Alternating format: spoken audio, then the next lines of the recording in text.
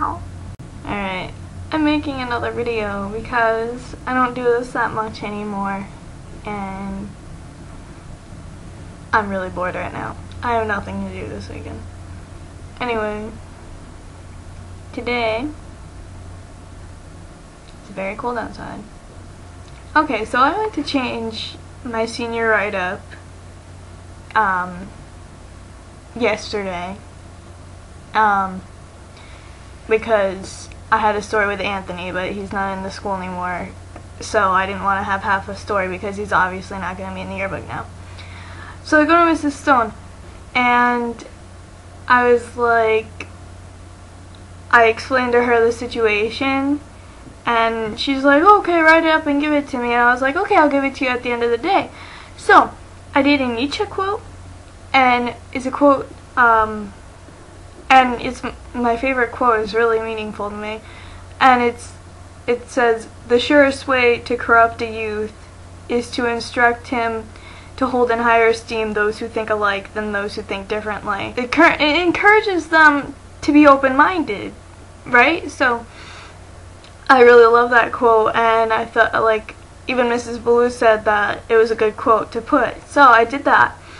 And last night it dawned on me that I forgot the S in Nietzsche's name when I wrote it down on the piece of paper. So I was like, oh crap, I'll go to her tomorrow. So I went to her today, right after I had pottery, third period. And I was like, I forgot the S in Nietzsche's name when I handed in my write-up to you. And she's like, yeah, I don't know if your write-up's appropriate for the yearbook. And I was like, what? And she was like, the yearbook is not a place to grandstand. And like, she said I was disrespecting other people by putting that in there, like that I was dissing them. She used the term diss, and I was like, how? And she's like, look at it differently. And I was like,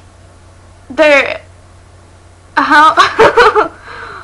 There's no other way to look at it. I was like, okay. And she's like, oh yeah, well, we're gonna look at it and we're gonna decide whether it's appropriate or not. And I was like, okay. And then I just walked out. Like, she probably doesn't even know what it means. She probably like didn't like the language and then didn't bother like actually understanding what it meant, which just like pissed me off. And it's ridiculous because it's not a negative quote at all. But whatever, I mean, I guess some people are just dumbasses. And then me and Andrea just found out who our mentor is because old Mr. Macy retired last year, and we didn't get to go to the first mentor meeting this year because we were both doing shit. And it's Mr. Claus. I don't know who the fuck he is. We don't know where his room is, but apparently we're having mentor meetings like next Friday. And well, me and Andrea really have to get our senior project going if we're doing this panda thing. Pandemonium. And then I came home and ate some tasty cakes and watched Walker, Texas Ranger. Chuck Norris is great. And it's fucking snowing outside. My life is just getting so boring. There's like nothing to do during the winter. But I'm in my new room, as you can see. I'll give you a tour real quick.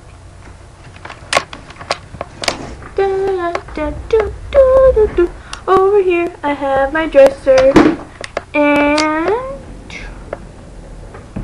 mirror, and there's my dresser with all my stuff on it. And then over here is my gumball machine and my bed is really messy, and like basically all my furniture is from IKEA.